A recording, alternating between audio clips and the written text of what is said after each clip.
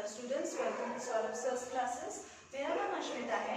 आज की क्लास में हम IELTS एंट्रेंस एग्जामिनेशन के बारे में डिस्कशन करेंगे। तो चलिए क्लास को शुरू करते हैं। International English language testing system एक ऐसा एग्जामिनेशन है जो आपको माइग्रेट करने में हेल्प करता है। अगर आप अपने होम कंट्री से माइग्रेट करके कोई और कंट्री में सेटल होना चाहते हैं, स्टडी करना चाहते हैं और वहाँ पे ही जॉब करना चाहते हैं, तो इसके लिए आपको इस एंट्रेंस एग्जामिनेशन में बैठना पड़ेगा। ये कंपल्सरी एग्जामिनेशन है। यहाँ पे मैं जिन कंट्रीज की बात कर रही हूँ वो होगा native language English speaking countries. Migrate उन्हीं कंट्रीज में आपको करना है जहाँ पे इंग्लिश एक नेटिव लैंग्वेज है, जैसे कि ऑस्ट्रेलिया, न्यूजीलैंड, UK, USA और जो भी अदर कंट्रीज है जहाँ पे English mainly as a communicative language use किया जाता है, वही कंट्रीज में। आपके एबिलिटी को इंग्लिश लिखने में, पढ़ने में और सुनने में आपकी जो कैपेबिलिटी है, आपकी एबिलिटी है, उसको असेसमेंट द्वारा टेस्ट किया जाएगा। इसी एग्जामिनेशन में आपका इन सारी चीज़ों का कैपेबिलिटी टेस्ट किया जाएगा।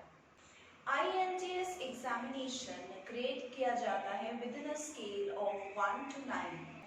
IELTS एंट्रेंस एग्जामिनेशन को कोई एक बॉडी कंडक्ट नहीं करता है। इस एग्जामिनेशन को 4 बॉडीज कंडक्ट करता है, जॉइंटली और ओन भी करता है, जैसे कि British council, IDP, IELTS Australia और कैम्ब्रिज असेसमेंट इंग्लिश।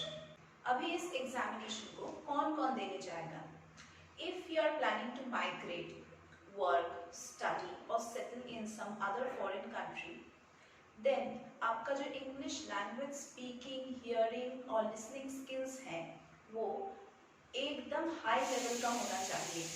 तो हाई लेवल का है कि नहीं, ये टेस्ट करने के लिए ये एग्जामिनेशन डिज़ाइन किया गया है। इंग्लिश लैंग्वेज को world's 3rd most spoken language के लिस्ट में कंसिडर किया जाता है और इसके अंदर ऑलमोस्ट और more than 379 million people are speaking in this language.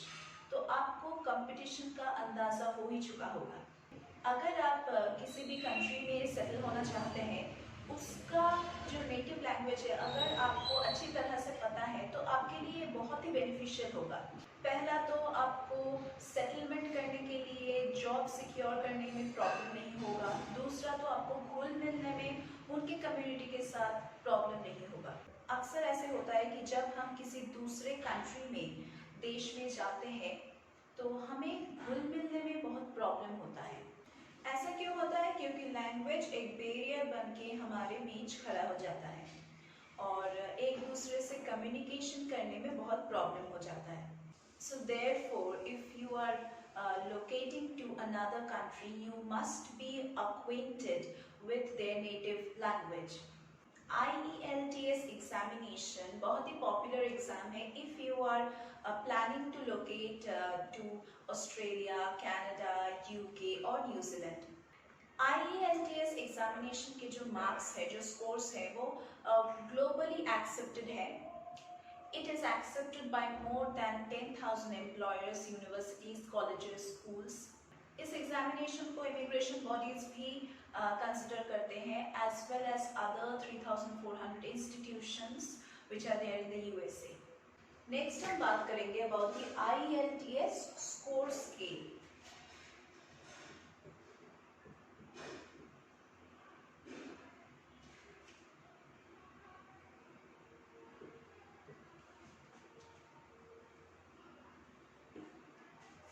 जैसे कि मैंने पहले भी डिस्कस किए हैं कि इस एग्जामिनेशन में आपको स्कोर्स 1 से 9 के स्कोर ग्रेड में मिलेगा।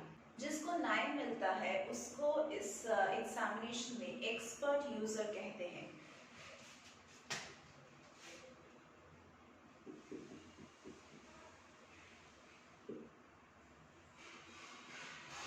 एक्सपर्ट यूजर हम उनको कहते हैं जिनका पूरा ऑपरेशनल कमांड है इंग्लिश लैंग्वेज के ऊपर।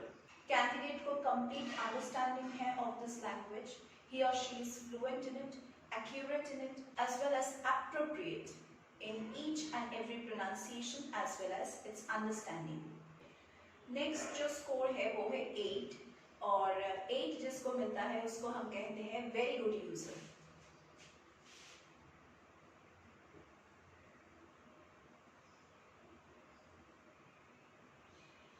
वेरी गुड यूजर हम उनको कहते हैं जो बहुत ही अच्छे से लैंग्वेज को कैरी ऑन करते हैं, प्लस थोड़ा थोड़ा इनएक्यूरेट होते हैं। मतलब maximum time 99% of the times they are very good in speaking, in understanding, in listening. ये लोग तभी मिस्टेक्स करते हैं जब कोई अनफेमिलियर सिचुएशन होता है और उसमें थोड़ा सा मिसअंडरस्टैंड करते हैं। जिनको साथ मिलता है उनको हम गुड यूजर कहते हैं।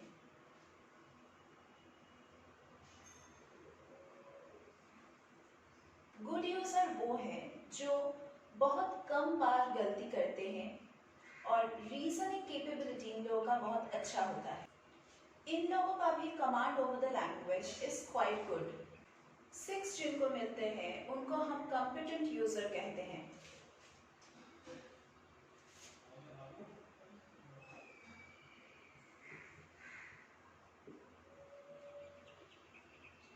कॉम्पिटेंट यूजर हम उनको कहते हैं जिनका इफेक्टिव कमांड है लैंग्वेज के ऊपर, even after having certain inaccuracies or inappropriateness in their speaking or listening skills. They can very well understand and fairly use this complex language in the appropriate situations. 5 जिनको मिलता है उनको हम modest user कहते हैं।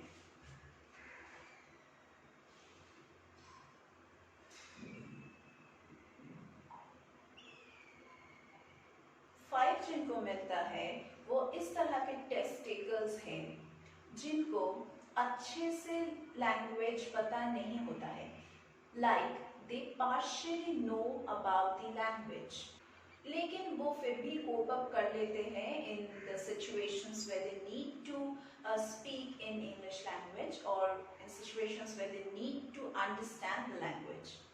लेकिन वो लोग बहुत मिस्टेक्स करते हैं। इन लोगों को स्पेशली अपने फील्ड में जितना बोलना पड़ता है उतना ही इन लोगों को आता है। स्कोर 4 जिनको मिलता है उनको हम लिमिटेड यूजर कहते हैं।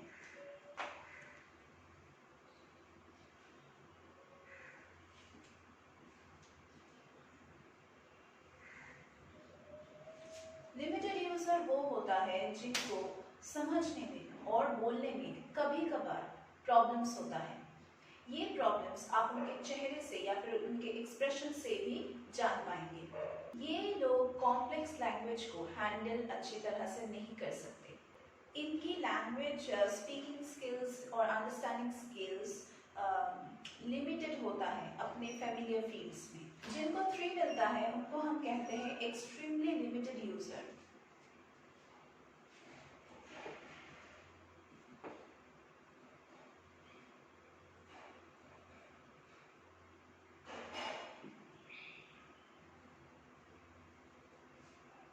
एक्सट्रीमली लिमिटेड यूजर्स हम उनको कहते हैं जिनका फ्लो ऑफ कम्युनिकेशन इंटरप्ट हो जाता है, क्योंकि वो लोग अच्छी तरह से और फ्लुएंटली बोल नहीं पाते हैं और फ्लुएंटली समझ भी नहीं पाते हैं।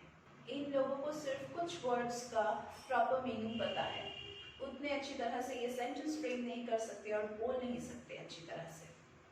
2 जिनको मिलता है उनको हम इंटरमीडिएट यूजर कहते हैं।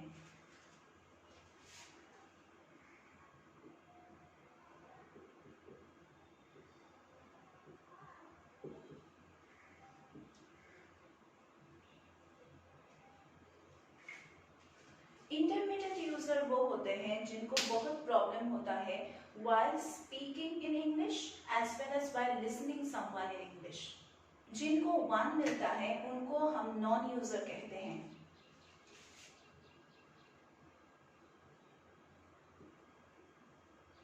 नॉन यूजर वो होते हैं जिनको hardly any kind of English पता होता है और कोई आइसोलेटेड वर्ड्स को छोड़ के उनको कुछ भी नहीं आता है इंग्लिश लैंग्वेज का।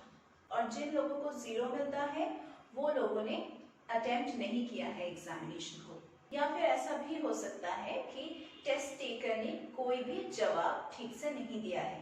The next thing which arises in all the test takers' minds is that how much do I need to score?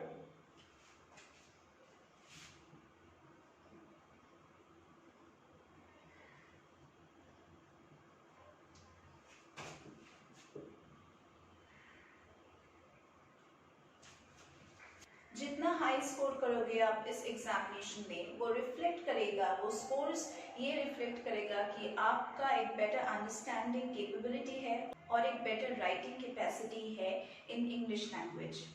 कोई भी वर्क प्लेस हो, कोई भी इंस्टीट्यूशन हो, हर एक कंपनी के लिए या फिर हर एक कॉलेज या यूनिवर्सिटी के लिए उनका स्कोर, जो ग्रेड का जो लिमिट होता है, मतलब जो रिक्वायरमेंट्स होता है, वो अलग होता है। Each university will have a specific IELTS score requirement.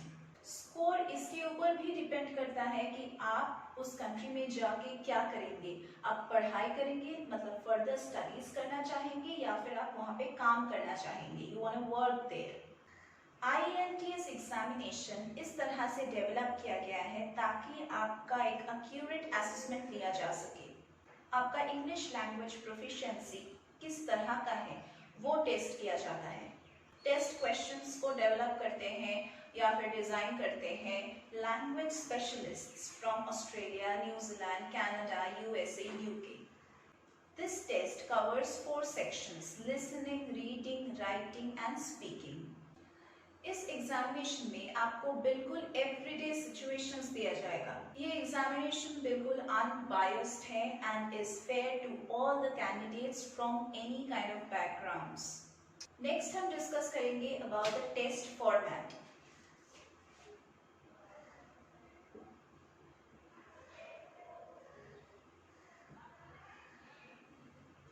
IELTS examination 2 formats में कंडक्ट होता है। एक होता है एकेडमिक और दूसरा होता है जनरल ट्रेनिंग।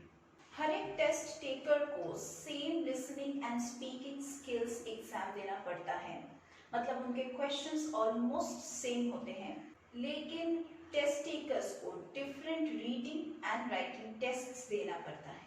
यहाँ पे टेस्ट टेकर को पहले डिसाइड करना है आप कौन से एग्जामिनेशन को देंगे।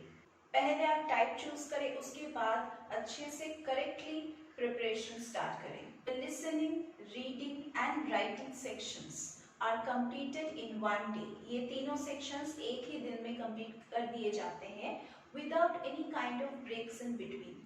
कोई भी break नहीं होता है हर एक section के बाद। जो speaking section है वो थोड़ा सा अलग होता है। ये extend कर सकता है up to 1 week or even after that, after all the other section tests are over. Total duration of the examination is 2 hours 45 minutes.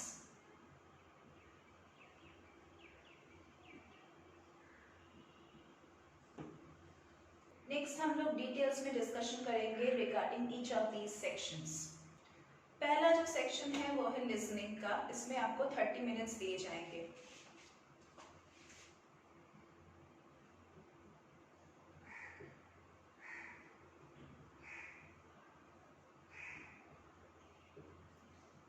इस सेक्शन में आपको 4 रिकॉर्डिंग सुनाया जाएगा ऑफ द नेटिव स्पीकर्स, और उसके बाद आपको एक सीरीज ऑफ क्वेश्चंस दिया जाएगा जिसका आंसर आपको देना है।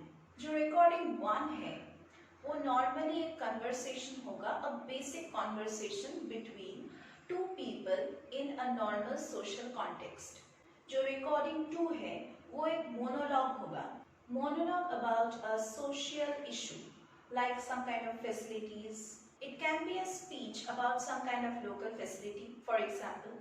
Recording 3 जो है ये conversation होगा within a group, that is maximum up to 4 people. It can be set in an educational background, जहाँ पे एक tutor और एक student का, tutor होगा उस यूनिवर्सिटी का और student भी होगा उस यूनिवर्सिटी का, like for example, and they are talking about an assignment. Recording 4 जो है वो बेसिकली होगा एक मोनोलॉग। ये मोनोलॉग हो सकता है एकेडमिक सब्जेक्ट के ऊपर, for example it can be on a university lecture.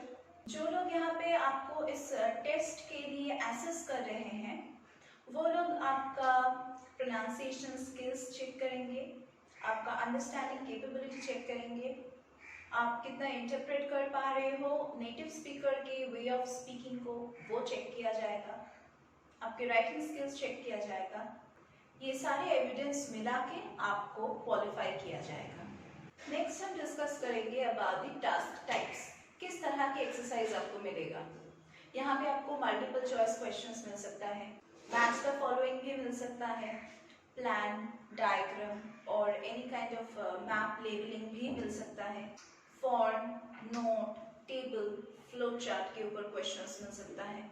इसके अलावा समरी कंप्लीशन, सेंटेंस कंप्लीशन के ऊपर भी क्वेश्चंस आ सकता है। नाउ हम लोग डिस्कस करेंगे अबाउट द आंसरिंग टेक्निक।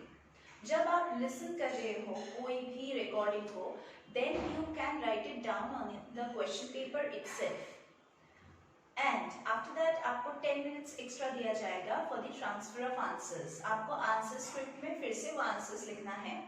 तो ऑब्वियसली आप जब सुन रहे हो तब आपको वाइटल पॉइंट्स, की पॉइंट्स आपको लिखना है, कहीं पे तो जॉट डाउन करना है। तो तब आप क्वेश्चन पेपर में जॉट डाउन कर रहे हो, उसको ही आपको ट्रांसफर करना है इनटू योर आंसर स्क्रिप्ट्स। और आंसर स्क्रिप्ट्स में ग्रामर या फिर पुअर स्पेलिंग्स को पेनलाइज किया जाता है, तो आपको वो ध्यान में रख के आंसर कंप्लीट करना है। मल्टीपल चॉइस क्वेश्चन के फॉर्मेट में नॉर्मली 3 ऑप्शंस मैक्सिमम रहता है, लेकिन कई बार ऐसा भी होता है कि बहुत सारे आंसर्स दिए गए हैं और आपको more than 1 possible answers choose करना है, तो ये एक टाइम कंज्यूमिंग पार्ट हो जाता है। मल्टीपल चॉइस क्वेश्चंस आपके अंडरस्टैंडिंग एबिलिटी को चेक करता है कि आप टेक्स्ट को while listening could you understand it properly, could you understand the main points और the main plot of the recording. आपने क्या वाइटल पॉइंट्स को जॉट डाउन किए हैं या फिर आप मेमोराइज कर पा रहे हैं, यही समझने के लिए ये एग्जामिनेशन पैटर्न डिजाइन किया गया है। नेक्स्ट जो टास्क टाइप है वो है मैचिंग का। आपको ऑप्शंस दिए जाएंगे on the question paper itself which will be in a series of numbers, और आपको आंसर्स लिखना है in the answer script matching with the numbers. इस टास्क का फोकस यही होता है कि आप डिटेल डिस्कशन में ध्यान दे रहे हो कि नहीं, जो माइन्यूट डिटेल्स हैं हर एक एवरीडे टॉपिक में, वो उसको आप अच्छे से समझ पा रहे हो कि नहीं, क्योंकि लिसनिंग स्किल्स जिसका अच्छा होता है उसका नॉर्मली स्पीकिंग स्किल्स भी अच्छा हो जाता है। नेक्स्ट जो टास्क टाइप होता है वो है लेबलिंग अ प्लान, मैप और डायग्राम। यहाँ पे टेस्ट टेकर्स को लेबल्स कंप्लीट करने के लिए टास्क दिया जा सकता है, और a plan, for example a plan of a building, you need to label it. It can also be a map or part of a town, or you can also be given questions on labeling a diagram, like for example part of an equipment. ये answers normally question paper में दिया जाता है and you need to choose from the list which is given in it.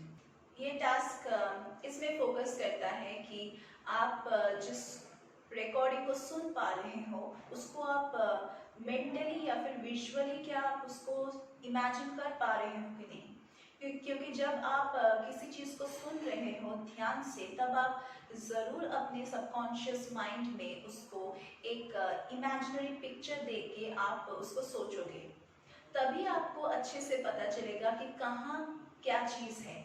और ये अगर आप समझ पाए तो आप टेक्स्ट के रिलेशनशिप्स को या फिर जो डायरेक्शंस दिया गया है टेक्स्ट के अंदर वो आप अच्छे से समझ पाओगे। जैसे कि फॉर एग्जांपल आप सुन पा रहे हो कि go straight towards the door, तो इसको आप इमेजिन कर रहे हो तो आपको डायरेक्शन पता चल चुका है कि कहाँ पे डोर है। नेक्स्ट जो टास्क टाइप है वो है form, note, table, flow chart, summary completion. यहाँ पे आपको फिल द ब्लैंक्स दिया जा सकता है और जो रिकॉर्डिंग है वो सुन के आपको ये गैप फिल अप करना है। आपको ऑप्शंस दिए जाएंगे ऑफ कोर्स, आपको इन ब्लैंक्स में नेम फिल अप करने के लिए दिया जा सकता है या फिर कोई भी इंफॉर्मेशन फिल अप करने के लिए दिया जा सकता है, तो आपका लिसनिंग पावर बहुत ही अच्छा होना चाहिए।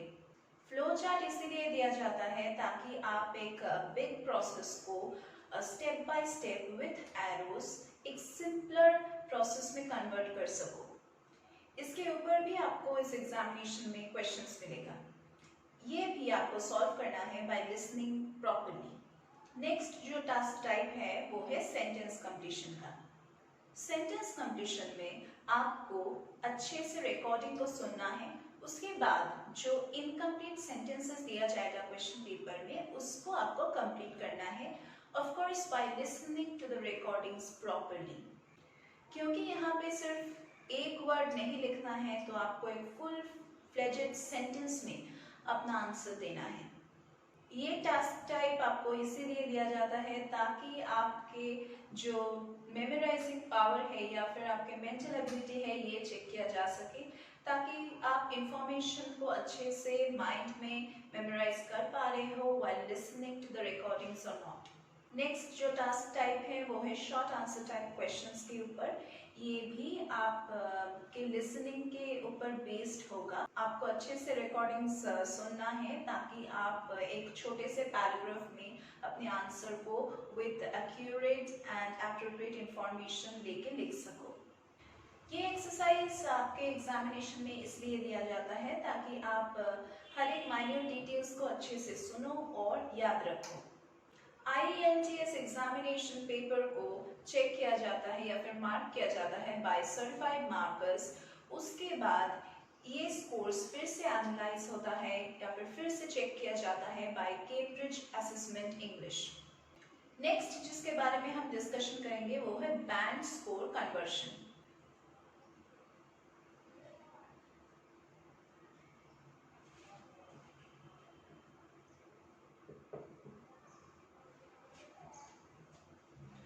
जो बैंड स्कोर कन्वर्शन है, ये नॉर्मली आपके जो रिकॉर्डिंग के ऊपर जो एग्जामिनेशन होगा, जो लिसनिंग के ऊपर जो एग्जामिनेशन पार्ट है, उसमें आपको 40 के अंदर मार्क किया जाएगा और इस 40 को ही आपको within 1 to 9 point scale में कन्वर्ट करना है।